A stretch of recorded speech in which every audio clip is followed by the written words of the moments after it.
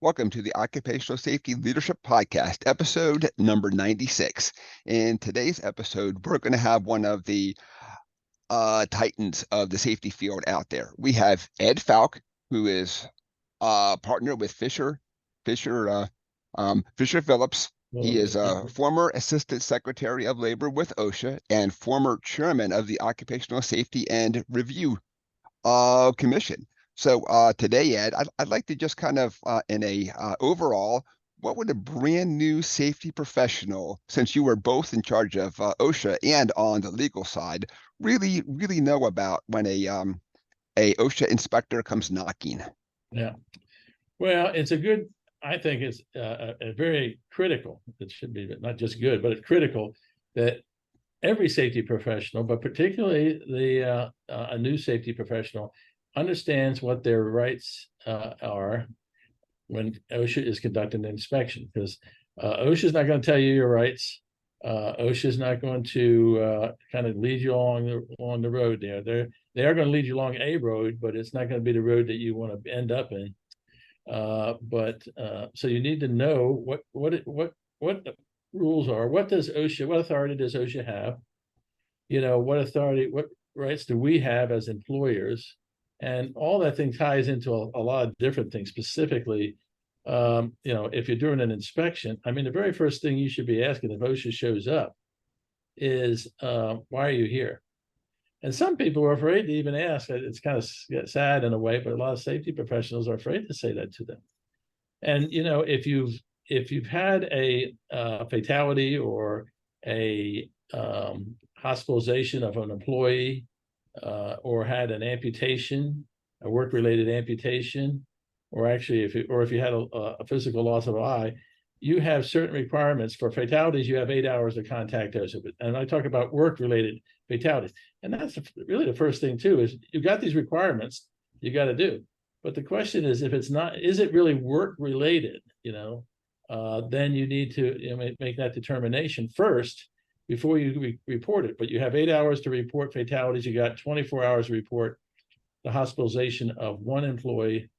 And that means inpatient hospitalization. If they just go to the emergency room and they leave from there, that's not inpatient hospitalization. Now, so you have to kind of look at that. See, did they actually spend the night? Did they actually do something other than diagnosis, or they're just watching the persons to see if they're okay? So you'd have to look and see, did they have some medical treatment of some form? And of course, the amputation is pretty easy to determine. Well, I shouldn't say that, but it is, to a certain degree, it is, because the definition of amputation under the record keeping standard for reporting is very broad. And so you need to be able to determine. But once again, is it work related? If it's not work related, then you don't have to call it in. But if you call it in, I guarantee you, particularly on a fatality, particularly on an amputation, somewhat probable on hospitalization, physical loss of eye. I don't know. I've been doing this for over 30 years. I've never had a client's employees lose an eye, and that means a physical loss actually come out. So, but if you have those things, you really need to. And then secondly is, now if you have a fatality, please, now this may sound self-serving on my part, but it's not. If you have a fatality, a work-related fatality, you must retain legal counsel. You can't just wing this thing, okay?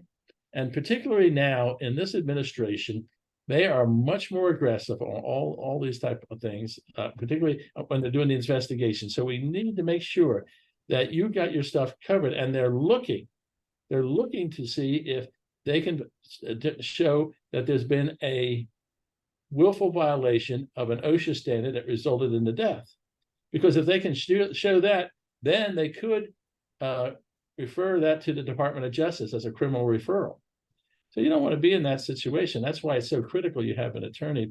You have your attorney involved in these type of things. And second, and also, so the OSHA shows up.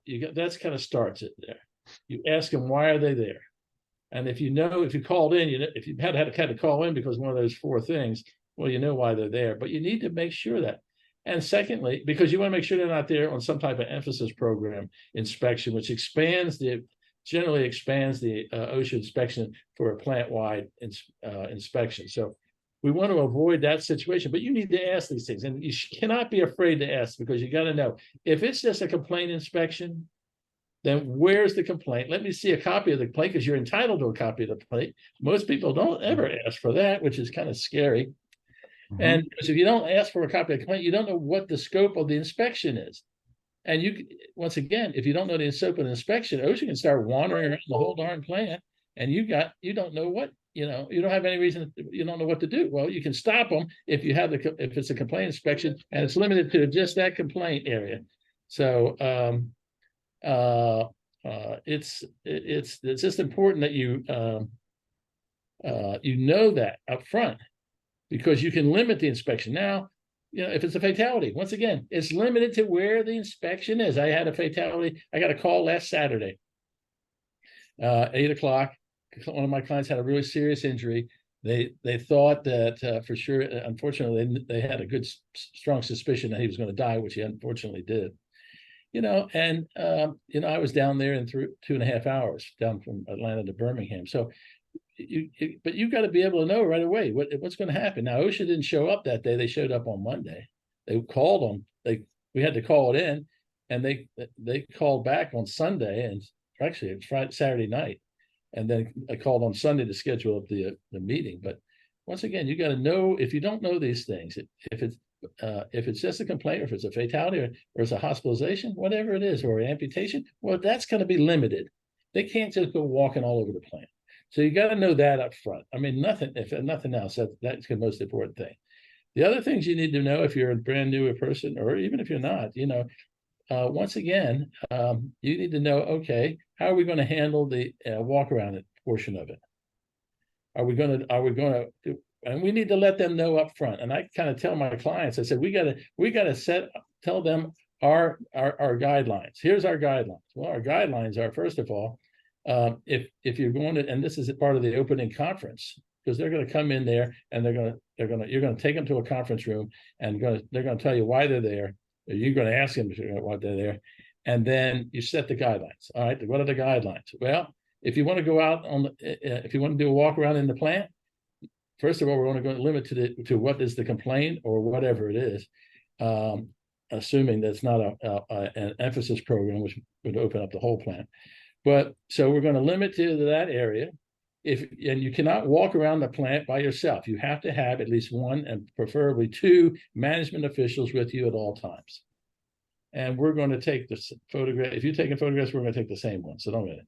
Then the second, if they want to see documents, you're more than happy to provide the relevant documents. And if they're going to be more than like 4 or 5 of them, you probably should tell them, listen, can you put this in writing as to what documents you want, so we make sure that we can get them. And also, this way you can get your counsel involved and look at these, even if it's just on the side here that your counsel's look at this, but it can at least tell you, okay, is this relevant to this particular inspection? Right. And so you can't, so you got to know, if they're asking for HAZCOM documents and you're not dealing with things with hazardous chemicals, well, it's not relevant. And also the time period sometimes they're asking for. You got to, you got to shrink it down. You got to be willing to stand your ground. Say, you've asked us for training records for 5 years. Well, that's too gross. That's not appropriate, and it's overburdensome. And we're not going to do that. So we're going to, we'll give you for 2 years, maybe 18 months. It's just, you're going to have to decide there. But once again, you want to maintain control of the inspection the entire time. The third ground rule is that if you want to interview anybody, we're not going to interview them in the work site. We're going to bring you back here to this conference room. You tell us who you want to interview, and we're going to make sure that we'll make them available. If you want to interview management officials, then you can't do that unless we have another management person present during the interview, and we're going to insist on that. And one thing, please don't even bother, if on management people and supervisors, don't ask them to sign anything, because we're not allowing them. Now, that's something nobody wants to, those safety professionals going to want to say to OSHA, but that's what I say all the time. I'm sorry, this guy, a supervisor or a manager, whatever his comments are binding on the company, and we're not going to let him sign any type of statement. But people are afraid to do that, but they can't. You got to know, once again, once you know your rights, and that's why it's important. Thank you. That is some fantastic insight. I know that when I was a young safety professional, I never would have thought to ask about scope. I probably would have been so scared that I would have offered them a cup of coffee and let's just get started. So while that we're kind of on that, how do you feel about if asking for a warrant or not asking for a warrant? Well, it just depends. Normally, I would say no, Mhm. warrant is needed. No, no on the warrant. But if you have a catastrophic accident or if you have a fatality, you may need to, or maybe particularly on catastrophic accidents, you get a number of people seriously injured or killed. I remember when I was at OSHA, we had a serious accident at the where was it? It was a sugar manufacturing plant in Savannah. Hmm. They had an explosion and it killed several people, unfortunately. And who were there? Who was there? Who was there? Almost, well, you got the police there, then you got the EMTs there, and because you got the fire explosion, you got a fire, you got the fire department there. You then have, of course, we were there. We have an office. OSHA had an office in Savannah, so OSHA was there probably within an hour of the accident. So and then the state EPA, because they were pouring water on the fire, and the water was draining into the Savannah River because it was right on the river, and so they had those people there. And then the next day, the Chemical Safety Board showed up. And that's a lot to handle, especially if you're not prepared. But that's the other thing you should be doing. Every safety professional should be able to, or should be aware to know what to do to deal with a catastrophic accident. You got to have an emergency action plan in place. And then part of the emergency action plan is, first of all, identifying is everybody who's not accountable. We want to know we want to make sure everybody's accounted for. We want to know if we're going to be dealing with, or if we're going to be doing statements. And the media was there probably in a half hour with all their trucks, and they kept growing. So you want to have you got to know in advance. How are you going to handle the media? How are you going to handle each one of these different government agencies? Because they're all asking for information. Right. And someone access. And of course, one of the things is within 2 hours, I think it was 2 or 3 hours of that explosion, the alcohol, tobacco, and firearms showed up, and they declared it as a crime scene and wouldn't let anybody go in. Oh, interesting. So you couldn't, and we were there, we were already there, and my area director was there, and he called me and said, well, ATF just showed up and said, well, this is a crime scene. We're closing it, locking it down, and you can't go in. And I said, well, listen, you need to tell them we got one of the guys that was there was a structural engineer, and this place was still was not safe. And I told him, so I said, well, have you told him that we got to strike somebody that can help them and protect their employees too? And they said, yeah, but they said, don't bother us. We're this is a crime scene, so don't bother us. So I said, well, why don't you put him on the line? I'll talk to him. And and he was very nice and said, sorry, Mr. Assistant Secretary, but this is a crime scene now, and we're not letting anybody in. I said, well, we want to just help you protect your employees because there's a lot of danger there. He said, well, thank you very much. Really appreciate that, but no thanks. And it all came down that they had guns and we didn't. So we had Right. So Right. So what kind of crime how did they classify that crime? Pardon me? How did they how did they classify that crime? Did they call it? Well, actually, I don't know enough about legal Scene, they had to terminology. determine if there's been if that the explosion was a result of terrorists. Oh, gotcha. Homeland Security would have probably been there now. Right, right, right, Which was before 9/11. right, right, So, right. they were just going to see, was there foul play somehow? Was it Okay. a disgruntled employee that started the fire somehow? Okay, That's all. gotcha. They're looking at how the fire started and how the explosion started and all that. But then it became a big issue on combustible dust. That's where, I got to testify a bunch of times on the Hill about combustible dust, and I actually got to be on 60 Minutes regarding combustible dust as a result of that.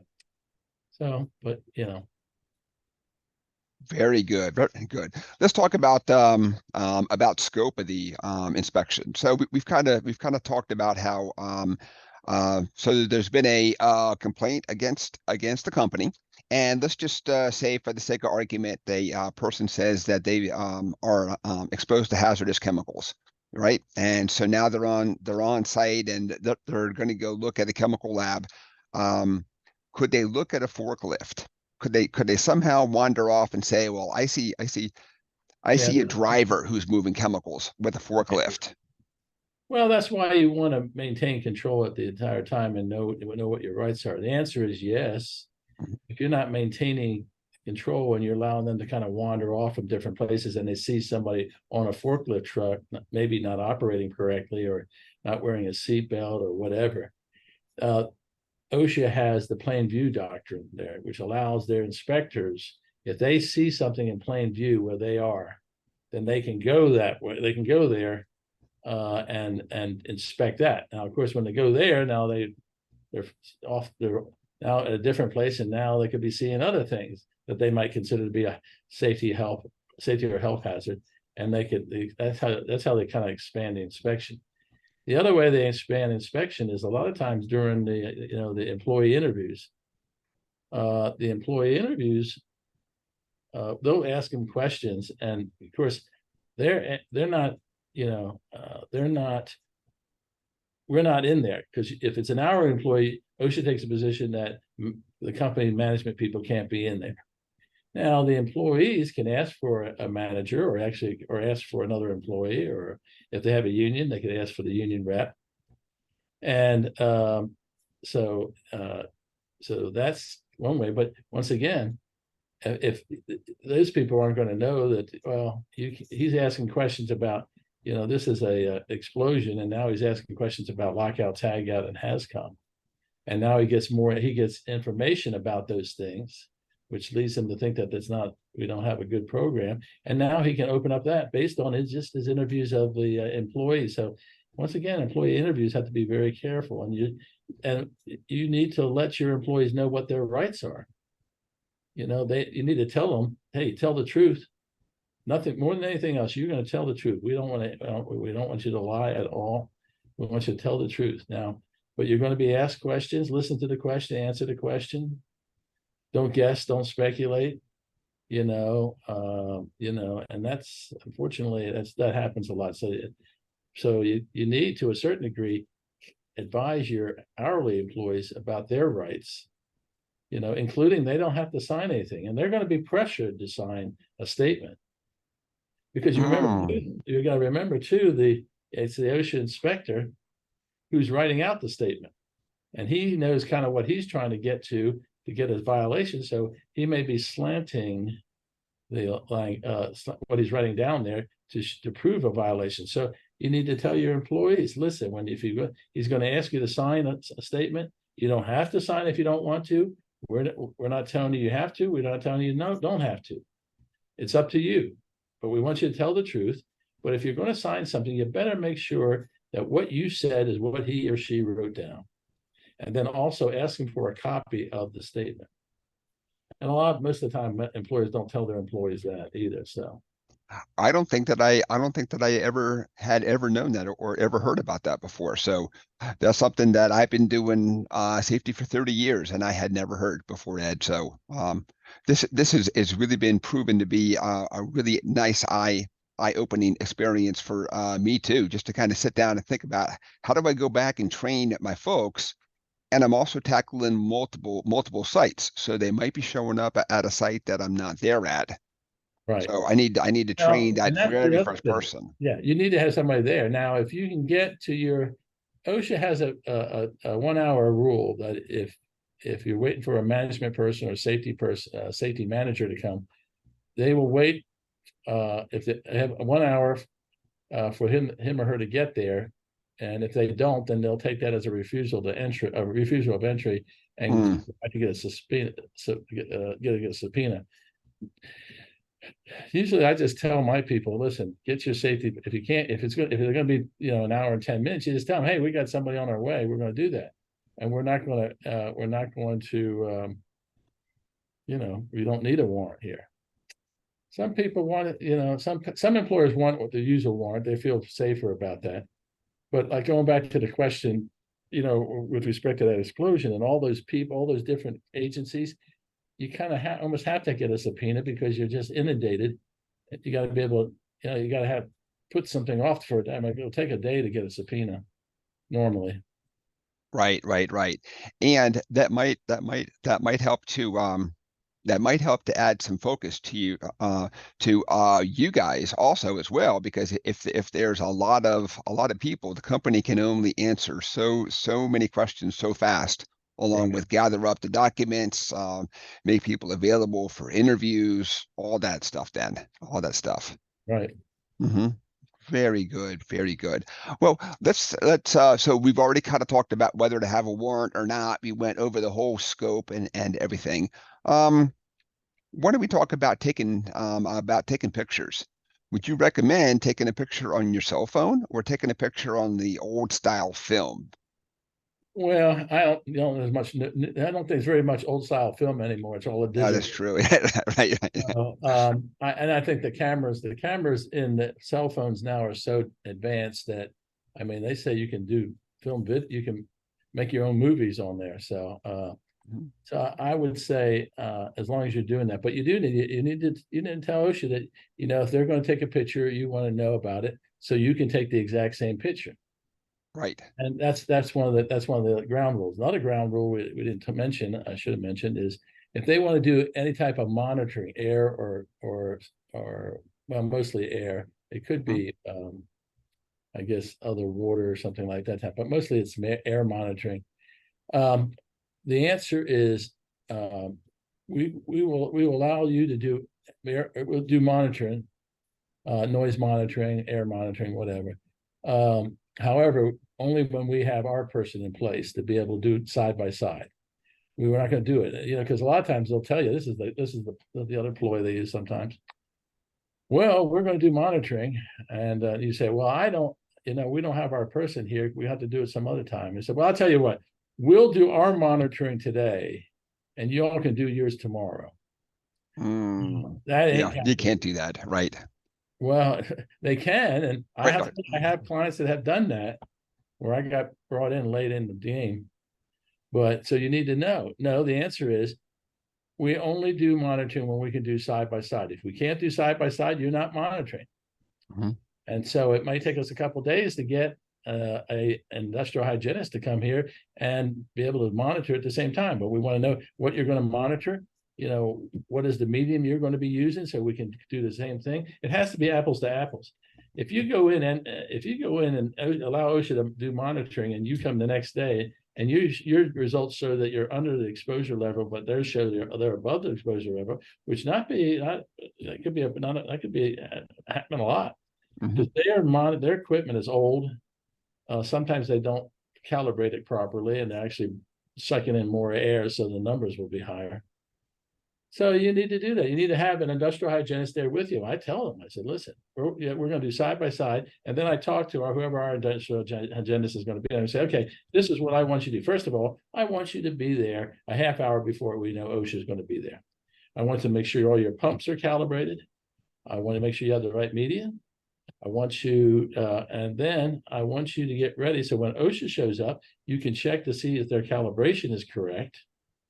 And then I want you to take pictures of where they place their monitor, where they place the pump is going to be on the back belt loop. But, where they place the cassette, I'm going to put a little, if it's here, I mean, it's supposed to be a certain places, depending on what you're monitoring. Right, But right, right, they may put it, out at a place where they're going to get a higher reading, and it's not the right place where they're supposed to be doing. right. You And know, if and they also did and if they also did some kind of like stationary test, that's not a real test on a person. That's a test on a point right there. yeah, You too. it's not the same thing. There's no doubt about that. Yeah. Right, right, right, right, right. Well, Ed, has been fantastic. We didn't cover a quarter of what I wanted to cover, so I hope that I can somehow can convince you to come back in the future, and we'll go ahead and cover a couple more topics, a lot more scenarios. Mhm. Um, so tell the folks how to go ahead there and find you. Okay. Again, my name is Ed Foulke, Fisher Phillips. You can call me, or well, you can call me on my direct number at 404-240-4273, or my email is efolke, EFOULKE, at fisherphillips.com. So, and if you can't find me that way, just you can Google Fisher Phillips and look for me in the you can pull up attorneys and pull up my name. So, and that has my whole bio and everything else, contact information. Perfect, Ed. Perfect. Thank you thank you so much, Ed, for joining me today. All right, happy to do it. All right, Ed. Thanks. You Well, have have a a great great day, day. or happy Thanksgiving, and we'll see you soon. Okay. Awesome, Ed. See ya. Bye. Bye.